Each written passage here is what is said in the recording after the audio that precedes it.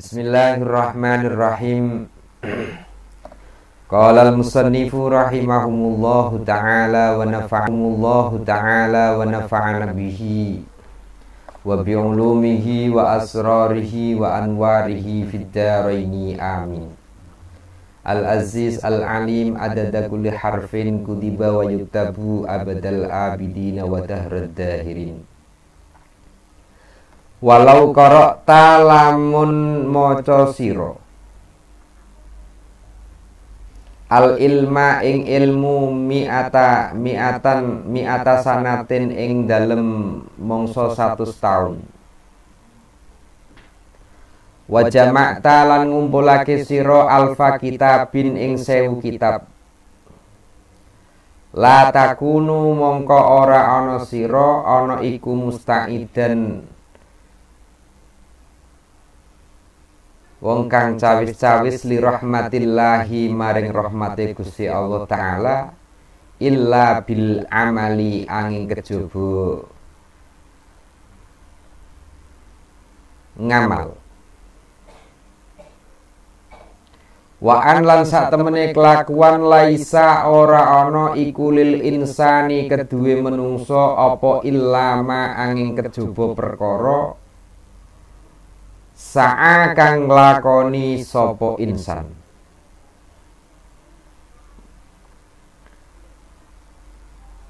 Faman mongko utawi sapane wong iku kana ana sapa man ana iku yarju arep-arep sapa man liko arabihi ing ketemu rahmate pangerane man.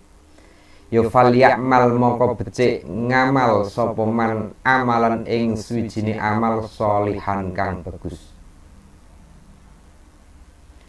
Jazaan krana dadi piwales bima kelawan perkara kanu kang ana sapa kaum iku yaksibuna padha nglakoni sapa kaum. Hadirin hadirat, para hadir yang saya hormati, malam ini kita meneruskan pengajian kitab Ayyuhal Walad. Tema pada malam hari ini yaitu kapan ilmu itu bermanfaat. Imam Al-Ghazali dalam kitab Ayyuhal Walad mengatakan walau qara'tal ilma mi'ata sanatin wa jama'ta alfa kitabin la takunu musta'iddan li rahmatillahi ta'ala illa bil amal.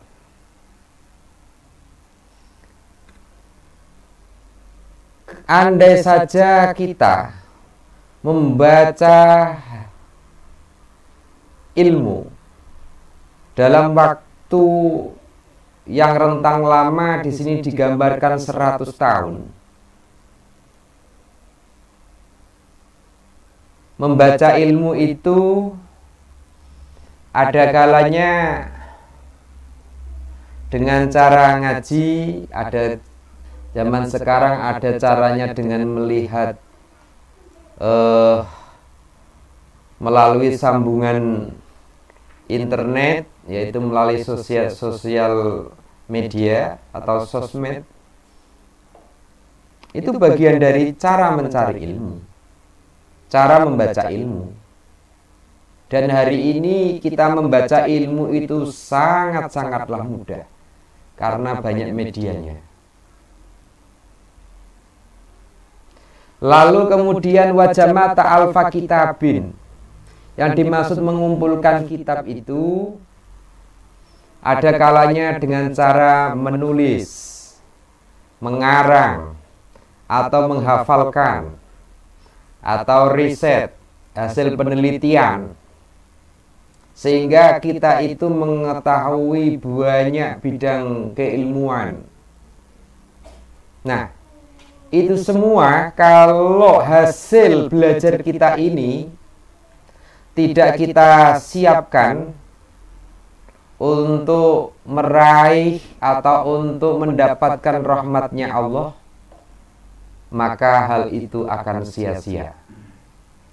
Oleh karena itu, solusinya agar apa yang kita dapatkan selama ini dalam belajar, mengarang, mengaji, menghafalkan, dan melakukan penelitian-penelitian itu bisa bermanfaat, ya, dalam hal ini mendapatkan rahmatnya Gusti Allah, yaitu caranya dengan mengamalkan.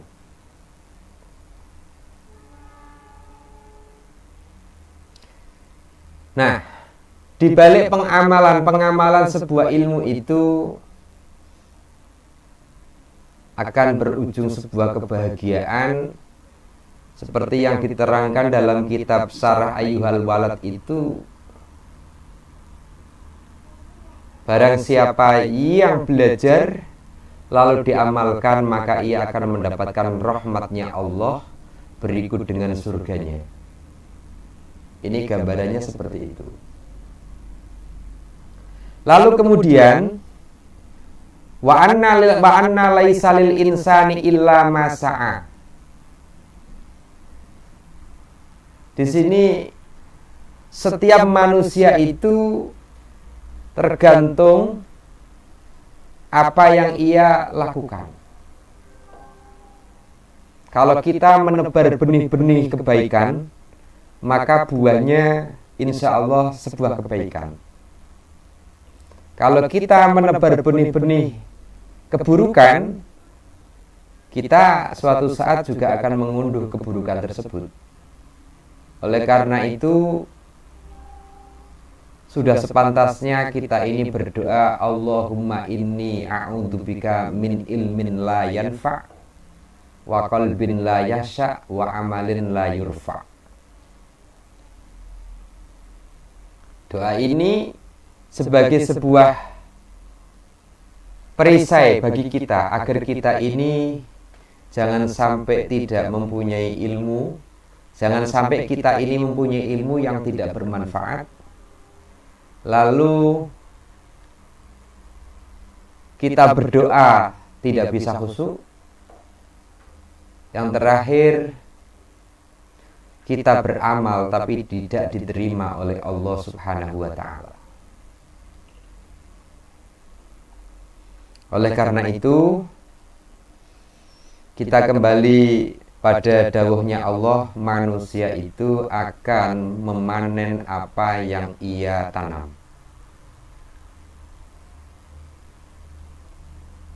Sebagai gambaran bagi kita, ilustrasi bagi kita, yang namanya belajar itu tidak mengenal usia. Kalau hari ini kesempatan kita itu baru bisa mengaji atau belajar, ya kita lakukan. Karena belajar itu sepanjang hayat. Sepanjang hayat. Bismillahirrahmanirrahim. Innalladzina satemene wong akeh amanu kang padha iman sapa alladzina wa amilu lan padha nglakoni sapa alladzina nglakoni as-sholihati ing pira-pira kebagusan kanat iku ana lahum kedue alladzina apa jannatun pira-pira suwal jannatul firdausi surga firdaus nuzulan hale dadi panggonane khalidina hale langgeng-langgeng kabeh fiha ing dalem jannatul firdaus la yabguna ora amrih sapa alladzina anha saking ikilah jannatul firdaus hiwalan ing ngalih.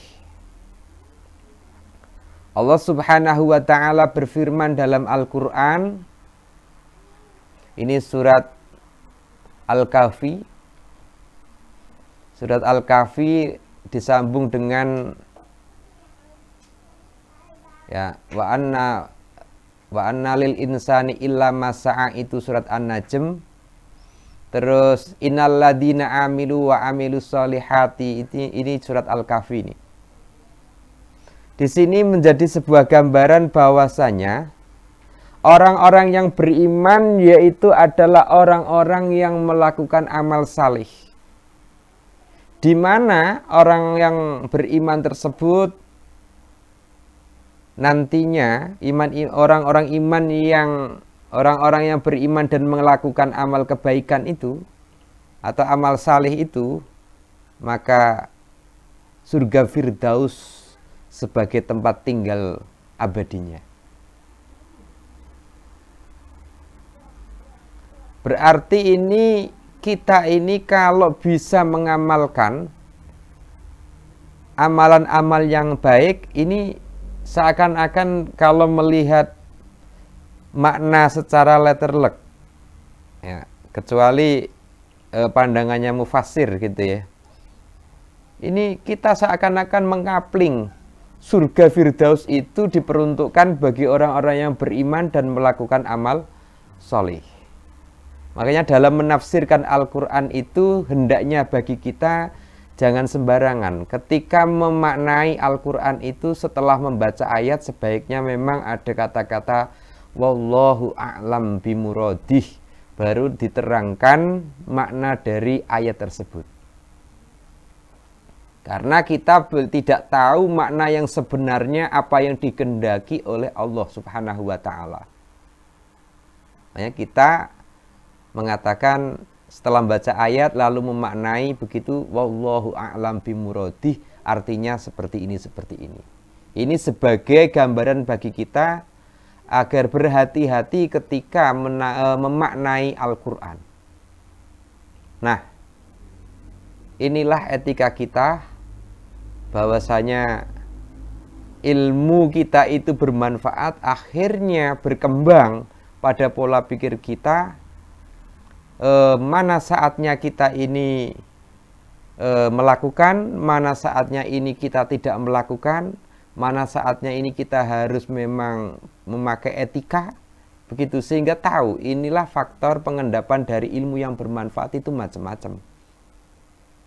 Contoh bukti itu, karena kita makhluk yang lemah, kita makhluk yang tidak tahu apa-apa, makhluk yang bodoh, katakanlah begitu. Ketika memaknai Al-Quran saja, sebelum memaknai, kita dianjurkan mengatakan wallahu a'lam bimuradih. Ini etika yang sangat luar biasa. Kita tidak terlalu tergesa-gesa untuk memaknai Al-Quran tanpa diimbangi dengan keilmuan yang cukup. Ini pentingnya belajar. Bismillahirrahmanirrahim. Fa khalafa mongko nuli ganti mim ba'dihim saking sawuse ikilah kaum apa khulfun pengganti adau kang padha nyiak-nyiake sapa adau kang padha nyiak-nyiake sapa kaum as-shalawata ing salat wattaba'u lan padha anut sapa khalaf utawa kaum asyahawati ing pira-pira hawa nafsu. Fasaufa mongko bakal ketemu sapa fasaufa yalqauna mongko bakal padha ketemu sapa alladina, ketemu goyan ing sasar, illa man angin kejaba wong taba kang tobat sapa man, wa amana lan iman sapa man, wa amila lan ngamal sapa man sholihan ing amal bagus. Faulaika mongko utai mengkono-mengkono man amila sholihan iku yadkhuluna padha bakal manjing sapa man al jannata ing swarga. Wala yudlamuna lan ora padha nganiaya sapa man amila sholihan, ora bakal nganiaya syai'an ing suwiji-wiji. Wa ma taqulu lan ora ngucap, wa ma taqulu fi hadzal hadis, wa ma utai perkara takulu kang ngucap sira fi hadzal hadisi iku ing dalam hadis, rupane pengucap bunyal islamu ala khamsin. Ini hadis ini ya. Wa ma taqulu fi hadzal hadis, wa ma taqulu lan ora ngendika sapa Kanjeng Nabi, la ala swab manya manafi ini. Wa ma taqulu lan orang ngucap sapa Kanjeng Nabi fi hadzal hadisi ing dalam ikilah hadis. Ya, ngendikane Kanjeng Nabi buniyal islamu ala khamsin. Bunia den jumenengake apa al islamu Islam ala khamsin ing atase perkara 5. Rupane 5 yaiku syahadatun iku nyekseni an ing sak temene kelakuan la ilaha ora ana jinise pangeran kang wajib den sembah ing dalem wujude illallahu angin kejaba Gusti Allah. Saya masih ingat ketika waktu itu diajar ilmu balaghah oleh guru kami almarhum almaghfurlah Syekh Ma'ruf Zubair, adiknya Mbah Maimun. Waktu itu saya kelas 3 Sanawi. Itu kami dikasih tahu bahwasanya la ilaha illallah ini menurut ilmu balaghah itu namanya badi' jinas muharrak tam. Itu badi' jinas muharrak tam. Jadi di dalamnya itu sudah tidak ada orang yang berkuasa di dunia ini kecuali Gusti Allah. Makanya sudah sempurna banget. Badi' jinas muharrak tam. Nah ini. Nanti kalau masih penasaran bisa dilihat dalam ilmu balaghah. Apa yang dinamakan badi' jinas muharrak tam. Ini. Wa anna Muhammadan lan sak temene Kanjeng Nabi iku Rasulullah dadi utusane Gusti Allah. Wa iqamus sholati lan jumenengake salat, wa ita'uz zakati lan nekani zakat, wa saumu ramadhana lan poso Ramadan, wa hajjul baiti lan haji maring Ka'bah. Liman maring wong istata'a kang mampu ilahi maring man apane sabilan dalane. Inilah rukun Islam. Yang pertama kita itu bersaksi bahwasanya tiada Tuhan selain Allah. Yang nomor 2 selanjutnya Nabi Muhammad adalah utusan Allah. Ini syahadat tauhid dan syahadat Rasul. Yang nomor 2 yaitu melaksanakan sholat 5 waktu, lalu melakukan zakat, kemudian puasa Ramadan, yang terakhir yaitu haji, melakukan haji, melaksanakan haji ke Baitullah yaitu Ka'bah atau yang berada di Makkatul Mukarramah. Catatannya kalau memang ada kemampuan. Nah, terkait masalah liman istata'a ilaihi sabilan ini, ada sebuah keterangan yang mengatakan mampu melakukan haji itu, kata-kata istito'ah yang ada dalam haji itu di dalamnya memuat 5 hal, kurang lebih 5 hal. 1 yaitu mampu dari segi bekal. Bekal baik untuk dirinya selama perjalanan, terus melakukan ibadah haji, lalu sampai pulang. Yang tidak diboleh dilupakan juga yaitu bekal bagi keluarga yang ada di rumah. Itu bekal. Yang nomor 2 ada transportasinya. Sebagai contoh, kita sebagai warga Indonesia, ketika kita berangkat haji, kita pasti butuh transportasi melalui jalur udara, yaitu melalui media pesawat terbang. Karena pesawat terbang itu menjadi wasilah bagi kita untuk bisa sampai ke Makkah. Ini harus ada. Ya, meskipun boleh-boleh saja kita ini haji dari Indonesia ini pakai contoh orang-orang dulu itu pakai sajadah sampai Makkah. Ini kalau ilmunya Aladin sampean punya ya monggo. Yang penting ada transportasinya. Kalau kita tidak mampu ya harus pakai pesawat. Ini. Yang nomor 3 yaitu istito'ah dari segi keamanan. Keamanan nih, selama kita ini melakukan haji ini, daerah yang kita tuju yaitu Ka'bah itu aman atau tidak? Bahkan seingat saya keterangan yang ada dalam kitab Al-Fiqhul Islami wa Adillatuhu, bab haji ini Syekh Wahbah Zuhaili mengatakan, jika kita melewati sebuah negeri, di mana negeri tersebut yang kita lewati melalui jalur udara ini, ya, ini tidak aman, ini menjadi faktor kita ini tidak istitoahnya berangkat haji. Ya, gambarannya pesawat kita lewat di atas negara orang lain, ternyata negara itu sedang ada gencatan senjata, nanti tiba-tiba ada rudal yang nyasar ke pesawat kita. Nah, ini tidak aman. Ini contoh. Di samping itu juga aman di negara sana juga. Nah, kebetulan kita ini sudah 2 tahun warga Indonesia ini tidak bisa berangkat haji ini karena faktor keamanan. Nah, faktor keamanan yang berasal dari virus. Bukan penjahat, bukan kriminalitas, bukan. Tapi kebetulan dari virus. Nah, inilah langkah yang diambil oleh pemerintah Indonesia dalam rangka untuk memberikan rasa aman dan nyaman kepada jamaah haji dari Indonesia. Ketika di Makkah, berhubung daerah Makkah juga sedang merebak virus, akhirnya sudah 2 tahun ini haji dari Indonesia tidak dilaksanakan. Itu unsurnya karena faktor ini, faktor keamanan. Nah, selanjutnya istitoah yang keempat itu adalah sehat walafiat. Orang yang berangkat haji itu harus menyiapkan fisik betul.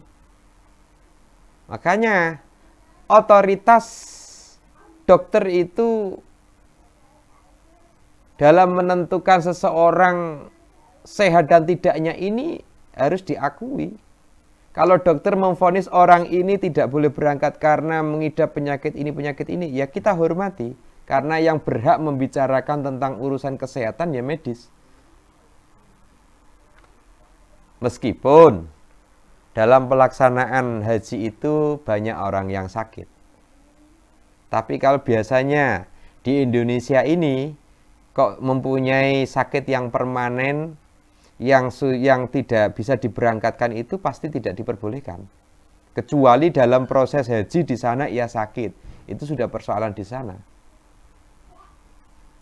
Sampai digambarkan ketika seseorang itu melakukan wukuf, seluruh jamaah haji itu harus berada di padang Arafah itu. Karena apa? Haji itu ya di Arafah itu, wukuf di Arafah. Nah, untuk memberi solusi orang-orang yang jamaah haji yang tidak sehat itu, maka dilaksanakanlah yang namanya safari wukuf. Nah, orang yang sakit di rumah sakit ini diantar ke Arafah menggunakan transportasi. Meskipun hanya lewat begitu, ya berdiam diri sebentar di Arafah. Karena haji itu ya Arafah. Wukuf di Arafah itu. Inilah yang menjadi pembeda antara haji dan umroh. Kalau haji tidak ada wukuf di Arafah, umroh tidak ada wukuf di Arafah. Tapi kalau haji ada wukuf di Arafah. Ini bedanya di situ yang paling mencolok. Nah, haji itu ibadah yang memerlukan fisik yang kuat. Oleh karena itu, mumpung kita masih muda, ya semoga dimudahkan oleh Allah bisa berangkat haji. Harapannya kita ini bisa beribadah dengan optimal, diberi kekuatan, pertolongan, ya bisa melakukan haji dengan mudah dan bisa melakukan rukun, syarat-syarat rukun dan sunnah-sunnah dalam melaksanakan haji. Yang nomor 5, istitoah itu yang nomor 5 yaitu kebijakan pemerintah. Ini ternyata menjadi konsep istitoah juga. Ketika sebuah negara melarang warga negaranya berangkat haji, ini pasti banyak hal yang dipertimbangkan. Karena kebanyakan itu ketika ibadah haji, pasti sebuah negara mempunyai perwakilan warga negaranya yang menjadi panitia, seakan-akan menjadi panitia di Makkah untuk mengurusi warganya itu. Seperti pemerintah Indonesia ini melalui Kemenak itu ketika haji punya apa namanya panitia yang ada di sana. Indonesia ini kalau haji itu sekian ribu orang ya, sekian ribu orang ini. Nah, ini penting. Maka konsep istitoah menurut Kemenak ini ya ada 5 itu, kurang lebih itu. Nah, kita kembali ke persoalan. Ini rukun Islam ini ada 5 ini. Apa yang pernah dikatakan oleh Nabi itu menjadi bukti bahwasanya kita ini bisa berislam ini ya harus mengikuti ajarannya. Karena ini latar belakang dari Bunyal Islamu ala khamsin ini, suatu saat Rasulullah itu didatangi oleh seorang pemuda ya. Seorang pemuda tersebut menanyakan apa yang dinamakan Islam. Oleh Rasulullah dijawab gitu. Termasuk di dalamnya ada apa yang dinamakan iman, begitu.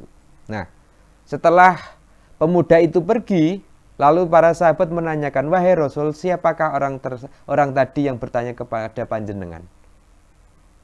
Lalu Rasulullah berkata, orang tadi yang bertanya-tanya kepada saya itu adalah malaikat Jibril. Itu malaikat Jibril. Sementara sahabat gak ada yang tahu kalau itu malaikat. Ini tadi malaikat itu bertanya-tanya. Nah, dari cerita itu hadis Rasulullah itu menjadi pelajaran bagi kita. Ya, dengan hadirnya malaikat Jibril itu bertanya-tanya kepada Rasulullah itu menjadi pelajaran bagi para sahabat sampai pada kita semua hari ini. Ternyata rukun Islam itu ada 5 ini. Nah, dari sekian rukun Islam ini itu memang yang tidak semua orang bisa sempurna itu di persoalan haji. Kalau melakukan syahadat sudah, melakukan puasa sudah, melakukan zakat sudah, terus ya melakukan zakat sudah, sholat ya setiap hari. Tapi kalau kesempatan haji itu tidak semua orang. Nah, ini ya karena tadi ada konsep istitok itu yang dipengaruhi oleh 5 hal tadi. Nah, kalau seseorang mempunyai bekal atau sudah mempunyai kemampuan untuk berangkat haji kok tidak berangkat haji, ini ada yang mengatakan dalam referensi yang pernah saya baca itu orang tersebut tidak mensyukuri nikmatnya Allah karena sudah diberi kemampuan untuk berangkat haji tapi tidak mau berangkat haji. Malah kebanyakan yang tidak mempunyai bekal malah yang kepingin tapi yang mempunyai bekal untuk berangkat haji malah tidak kepingin. Nah, ini berarti haji itu memang urusannya Gusti Allah. Allah itu berhak memanggil siapapun. Ini rahasia Allah ini. Maka kita berdoa pada Allah semoga kita itu dipanggil bisa berangkat haji, dimudahkan segala prosesnya. Ini mumpung kita masih muda. Itu. Nah, haji selama hidup itu yang wajib cuman sekali. Yang wajib cuman sekali. Kalau bisa haji kedua, ketiga itu sunnah. Begitu juga umroh. Dalam perjalanan hidup manusia itu ya yang wajib cuman sekali, haji dan umroh. Namun ironisnya kadang-kadang begini, orang itu memilih umroh ketimbang haji. Karena kalau seseorang itu melakukan umroh ini wajib, tapi kan masih ada kewajiban untuk haji. Maka ada perbedaannya, kalau umroh belum tentu haji, kalau haji pasti akan sambil umroh. Ini loh, maka ini yang perlu diberi, kecuali memang orang yang mampu itu mendaftar haji dulu, kok karena faktor daftar tunggu yang lama, dia punya kemampuan berangkat umroh dulu, nggak masalah. Tapi kalau kemampuannya hanya untuk haji dan itu daftar tunggunya lama, akhirnya berubah pikiran lalu daftar haji, daftar umroh, berangkat umroh, ini masih menyisakan PR yaitu apa? Berangkat haji. Nah, yang menjadi alasan hari ini orang itu karena gara-gara daftar tunggu haji itu lama, sehingga ia tidak mau daftar haji tapi melakukan umroh. Padahal ya berarti kan masih punya hutang haji. Karena ketika seseorang itu hidup di dunia ini, kewajibannya haji sekali, umroh sekali. Tadi kaidahnya, kalau haji pasti umroh, kalau umroh belum tentu haji. Nah ini, ada solusi ketika kita ini memang belum bisa melakukan haji, dengan cara mendaftar haji itu sama saja kita ini melaksanakan sebuah kewajiban. Persoalan nanti daftar tunggunya ini belum sampai berangkat kok sudah wallahu a'lam bishawab, sudah taqabbalallahu minna wa minkum taqabbal ya karim, itu bukan apa ya, itu haknya Gusti Allah. Nah, dengan mendaftar itu berarti kita ini sudah memenuhi syariat Islam. Panggilan untuk berangkat haji sudah memenuhi. Iku. Wal imanu utawi iman iku qaulun, iku pengucap bilisani kelawan lisan. Wa tasdiqun lan benerake bil janani kelawan ati, wa amalun lan nglakoni bil arkani kelawan pira-pira rukun. Dalilul a'mali utawi dalile pira-pira amal iku aksaru luwe akeh min ayyusa saking yen to den itung apa ikilah dalil. Wa ingkana senajan ana sapa al abdu kawula iku yablugu tumeka sapa abet al jannata ing swarga bifadlillahi ta'ala kelawan kanugrahane Gusti Allah, wa karamihi lan ya kemuliaane Gusti Allah. Ini kita sebagai orang muslim ini dianjurkan untuk memperbanyak amal kebaikan, dan amal kebaikan itu banyak medianya. Nah, silakan kita semua melakukan amal kebaikan sebanyak-banyaknya, ya, sebanyak-banyaknya. Meskipun hamba kita sebagai hamba ini masuk surganya itu hanya semata-mata fadlnya Gusti Allah, hanya semata-mata karomahnya Gusti Allah. Itu. Lakin tetapi ini ba'da ayyasta'ida ing dalam sause yento ba'da ayyasta'ida ing dalam sause yento siap-siap sapa wong bitaatihi kelawan naati maring Gusti Allah, wa ibadatihi lan ibadah maring Gusti Allah, li anna rahmatallahi krana sak temene rahmate Gusti Allah iku qaribun parek minal muhsinina saking wong kang bagus-bagus kabeh. Ya. Meski kita masuk surga itu berdasarkan fadl dan karomnya Allah, tapi kita diperintahkan untuk melakukan amal-amal kebaikan dengan sebanyak-banyaknya. Dengan cara apa? Mentaati perintahnya Allah dan beribadah kepada Gusti Allah. Lah ibadah itu ada yang sifatnya mahdhoh, ada yang sifatnya ghairu mahdhoh. Artinya mahdhoh itu sudah termaktub dalam Al-Quran dan hadis. Kalau ghairu mahdhoh itu yang masih bisa ada inovasi-inovasi. Ya. Inovasi-inovasi yang tidak termaktub dalam Al-Quran. Ini. Walau kila lamun den ucapake aidon kelawan maneh yablugu tumeka sapa abet. Yablugu tumeka sapa abet bimujarradil imani kelawan yablugu bisa tumeka sapa abet ing swarga bimujarradil imani kelawan mligine iman, ya kulna mongko ngucap kita na'am iya. Lakin tetapi ne mata ing dalam kapan yablugu tumeka sapa abet, wa kamlan iku pirang-pirang min akobatin saking rintangan, kaudin kaya angel, kaudin kaya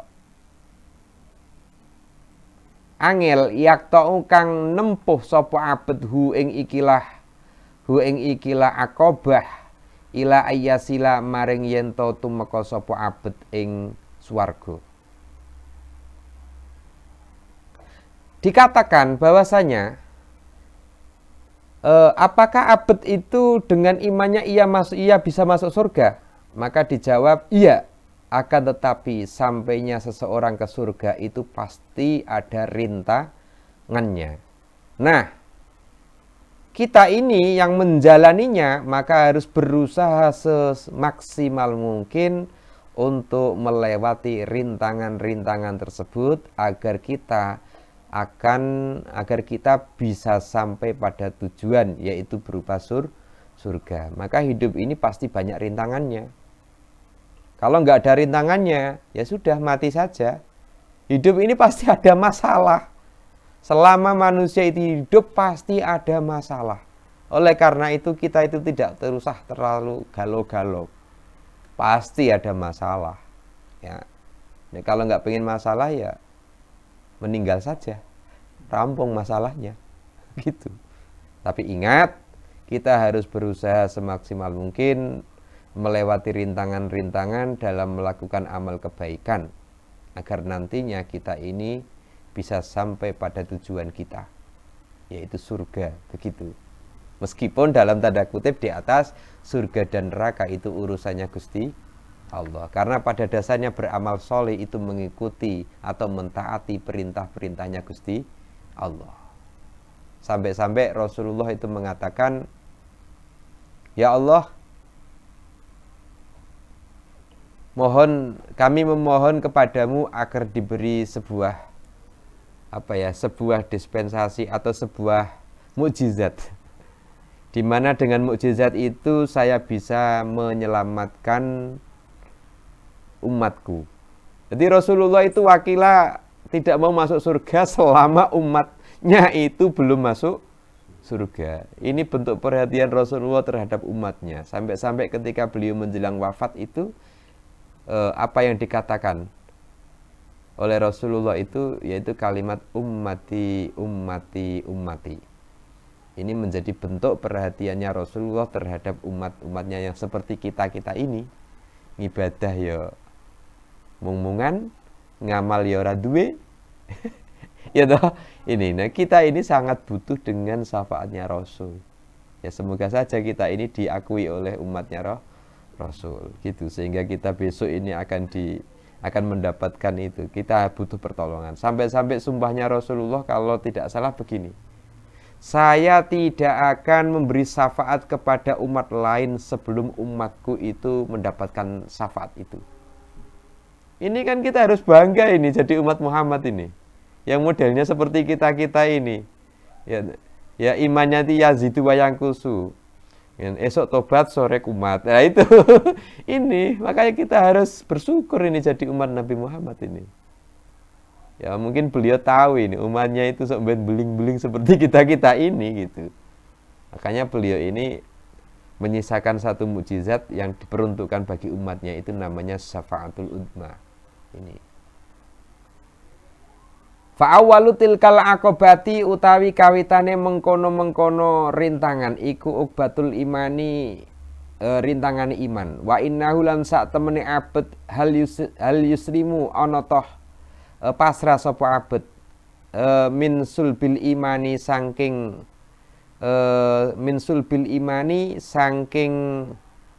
apa ini? Ada yang mengatakan sulbun itu angel tapi ndedele iman, amla utawa ora. Lala sawab ini kami juga sebentar kami melihat itu sulbun itu artinya barangkali ada ini, saya masih kurang pas ini dalam memaknai.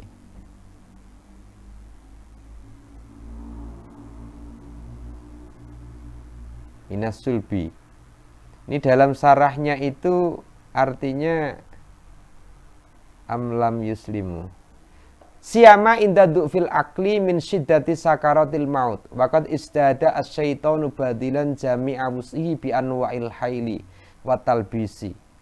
Oh sulbun ini ya, ay minas sulbi.